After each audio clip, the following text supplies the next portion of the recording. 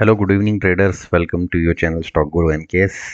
जहां पर मैं अब इस वक्त का जो एक डेली का मेरा वीडियो रहता है, जिसमें मैं मार्केट ने आज क्या किया उसको थोड़ा सा एनालिसिस करके कल क्या पॉसिबिलिटीज़ हैं उसके बारे में बताता हूं। तो चैनल सब्सक्राइब नहीं किया तो प्लीज़ सब्सक्राइब कीजिए, बेल आइकन दबाइए। डेडिकेटेड चैनल है ये, ओनली फॉर ऑप्शन ट्रेडर्स, वो भी जो इंडेक्स ऑप्शंस में ट्रेड करते हैं या स्टॉक ऑप्शंस में ट्रेड करते हैं, और डे ट्रेड के रिलेटेड ही इसके अंदर में लाइव स्ट्रीम रहती है मेरी रोज़ सुबह। और कोई कैरी फॉरवर्ड का कॉन्सेप्ट नहीं है इसमें, ठीक है। बाकी ऑप्शंस बाइंग सेलिंग्स, हर तरह की चीज़ इसमें बताने की कोशिश है ऑप्शंस के रिलेटेड। तो अगर आपको वाकई ही ऑप्शंस सीखनी है विद ऑल सिंसियरिटी, तो रोज मेरे लाइव स्ट्रीम को देखना ना भूलें, और रात का ये एनालिसिस वीडियो तो बिल्कुल मत छोड़िए।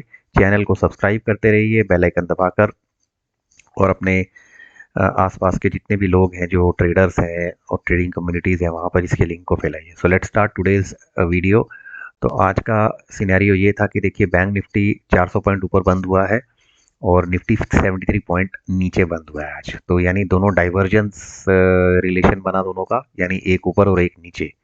तो आप साफ देख रहे हैं आज की मार्केट का, अगर मोटा मोटा मैं उसको अगर मैं एक्सप्लेन करने की कोशिश करूं तो आपको समझ में आ जाएगा कि आज बैंक्स चले हैं, बैंक्स के अलावा कुछ नहीं चला। सिंपल टर्म्स में बैंक्स चले और बाकी सब ठप।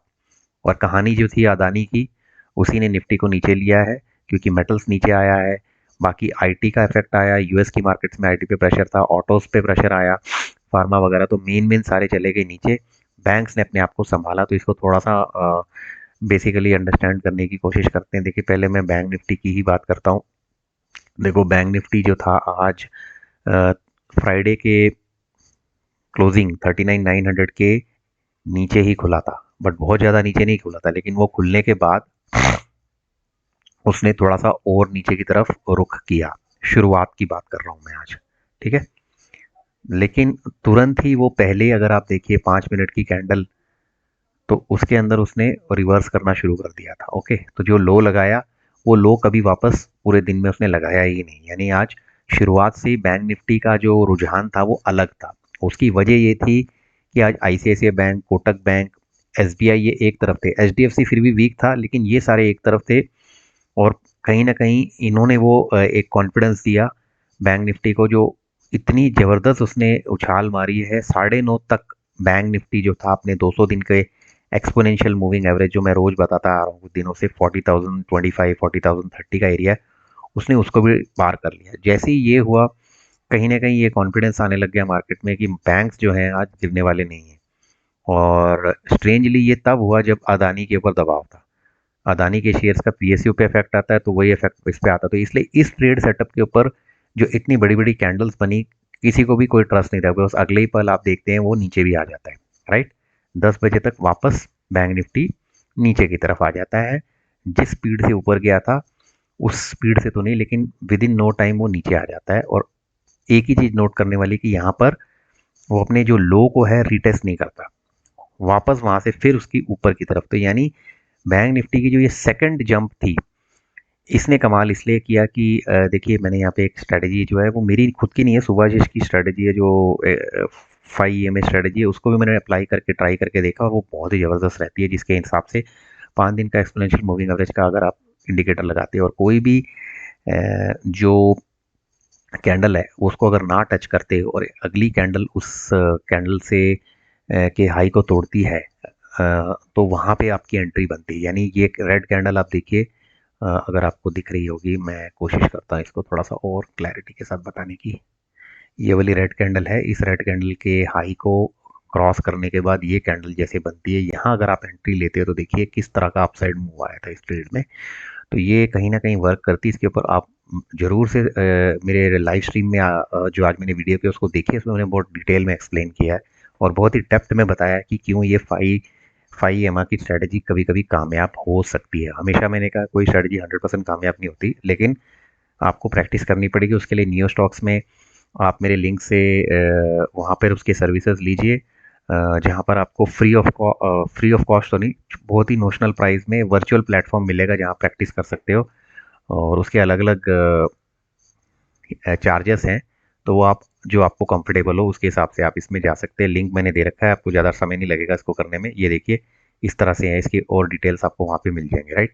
इसका इस्तेमाल करके आप अलग अलग स्ट्रैटेजीज को प्रैक्टिस कर सकते हो। तो ये मेरा मकसद था कहने का यहाँ पे।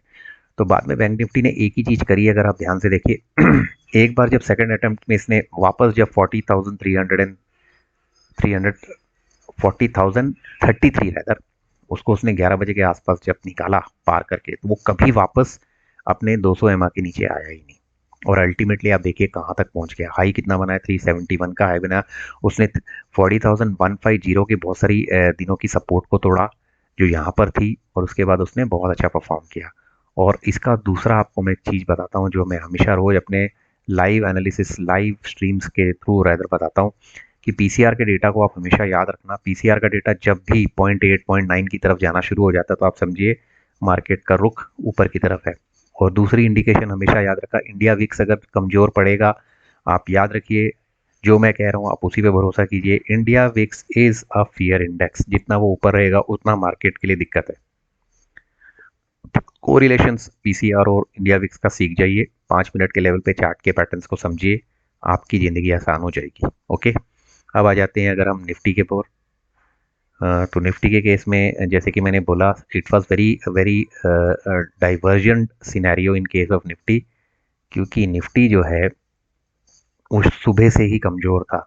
खुला भी फ्लैट और बाद में उसने सबसे पहले जो है 17,400 के लेवल को तोड़ा, और उसके बाद तो उसने 17,353 का जो बजट डे का लो है उसको उसने तोड़ दिया। तो चार्ट के थ्रू अगर आप देखेंगे यही वो इलाका है जहाँ इसने किया। तो बहुत अलग इसका रुझान सुबह से ही, क्योंकि अदानी के ऊपर प्रेशर आना शुरू हो गया और वापस सारे सेक्टर्स जो थे, most of the sectors except banks were down, specially IT metal. तो इसका डायरेक्ट इम्प्लीकेशन और इम्पैक्ट इस पे पड़ा। और जो हमने देखा कि उसने अनफॉर्चुनेटली बाद में अपना जो है 17,300 को टेस्ट किया 2 से 3 बार। ये देखिए आप, 2 से 3 बार उसने टेस्ट किया लेकिन तोड़ा नहीं, बिकॉज वो इतना क्रिटिकल लेवल है 17,300। अगर वो टूटता है तो बिलीव इट और नॉट हम लोग 16,950 की तरफ भी जा सकते हैं, जो वन डे के लेवल पे मुझे नीचे का एक बहुत ही खतरनाक लेवल दिख रहा है। लेकिन बाद में धीरे धीरे जब बैंक निफ्टी अपनी गिरफ्त अपनी पकड़ को बनाने में मजबूत हुआ, तो इसने सबसे पहले ऑलमोस्ट 3 बजे के आसपास कई बार उसने रिटेस्ट किया अपने उस बजट डे लो को रीगेन करने के लिए। बहुत मुश्किल से वो 3 बजे के बाद उसने उसको पार किया, और इनफैक्ट ऑलमोस्ट 17,400 पे हमने फाइनली क्लोजिंग दी। लेकिन ये बहुत टफ था निफ्टी के लिए। निफ्टी का पीसीआर आप देख लीजिए, देखिए कोरिलेशन समझिए, जो मैं बताता हूँ लाइव स्ट्रीम में उसमें सब कुछ बताता हूँ, आप उसमें जरूर आइए। 0.55 तो साफ है पीसीआर लो है आपका, इंडेक्स भी उसी तरह से लो परफॉर्म कर रहा है। दूसरी चीज़, विक्स अगर बहुत ज़्यादा बड़ा नहीं है तो कहीं ना किसी इंडेक्स में कुछ ना कुछ अच्छा होगा। तो जैसे आज बैंक निफ्टी में हुआ, ठीक है ना।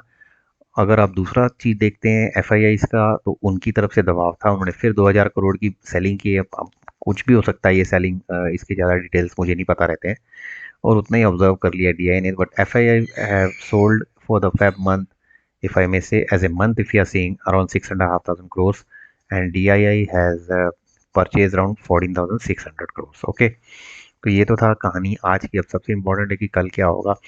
आप पहले मेरे जो लाइव स्ट्रीम्स हैं उनको मिस मत करना। मैं इस वीडियो के ऊपर लिंक दूंगा, उसमें आप फास्ट फॉरवर्ड होकर जरूर देखना। मुझे उम्मीद है आप वहीं से काफ़ी ट्रेडिंग सीख जाओगे। तो अभी तो यूएस मार्केट्स में सब कुछ ग्रीन दिख रहा है आपका, टेक के स्टॉक भी more than half a percent ऊपर हैं,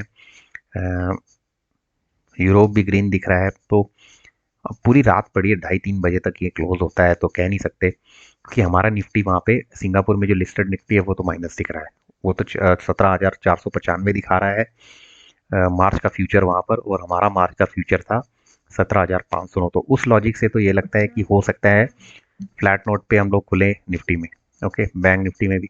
लेकिन अब आपको एक चीज़ याद रखनी है, निफ्टी का सबसे इंपॉर्टेंट लेवल आपको पता लग चुका है, वो है 17,300। अगर 17,300 संभला फिर तो ठीक है, और 17,353, ये दो लेवल आपको याद रखने हैं। जब तक इन दोनों के ऊपर हो, इनमें से किसी के भी ऊपर हो, तो आप बेस अपना आपको पता है कहाँ पर है, ठीक है।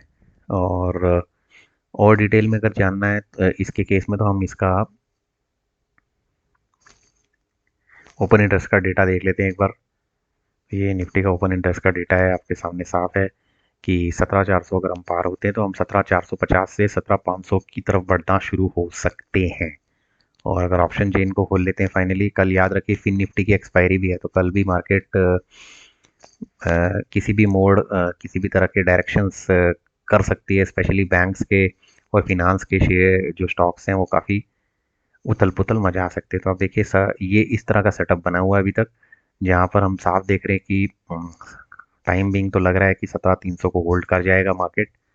और अगर हम फ्लैट या गैप अप थोड़ा सा ओपन होते हैं तो 76 लाख का ओपन इंटरेस्ट 17,400 पे बड़ा ओपन इंटरेस्ट है, इसको पार करना आसान नहीं होगा। अगर हम इसको पार करते हैं तो हम डेफिनेटली 17,450 से 500 के बीच में कहीं पे बैठे होंगे। और नीचे की तरफ मैंने क्या बोला, 17,300 से 17,350। तो ये हो गया निफ्टी। अब बैंक निफ्टी रिलेटिवली तो बेटर लग रहा है। अब कल एक्सपायरी भी है बैंक निफ्टी की, के फिन निफ्टी की, सॉरी नॉट बैंक निफ्टी की। तो यहाँ पर देखिए ओपन इंटरेस्ट का डेटा क्या बता रहा है, 40,400 के 300 के आसपास है, हम क्लोज हुए हैं। तो ये एरिया पे हैं हम ऑलमोस्ट। तो हमारा दायरा बड़ा क्लियर है। 40,150 हमको लेके चलना पड़ेगा, जो इम्पोर्टेंट अब समझिए आपका एक सपोर्ट बन गया है। ठीक है, उसके नीचे 40,033 जो 200 एक्सपोनेंशियल है। ऊपर की तरफ 40,500 अगर तोड़ता है तो डेफिनेटली एक शॉर्ट कवरिंग मूव आने के चांस बढ़ जाएंगे। ओके, तो याद रखिए फिन निफ्टी की एक्सपायरी है, anything is possible, again I keep repeating it.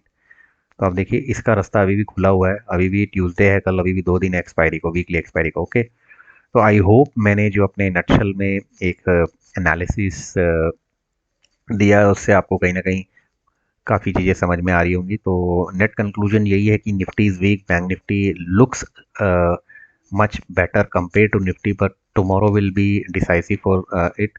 So market is still uncertain. तो मेरा conclusion about market is still not very very firm on where it wants to go. Okay, so please channel को ज़्यादा से ज़्यादा like subscribe share करना है आपने, bell icon दबा के, and keep supporting this channel. Don't miss the live streams. I'm telling you, you will learn a lot of things in live stream, live market. Okay, bye bye, and thank you for watching the channel.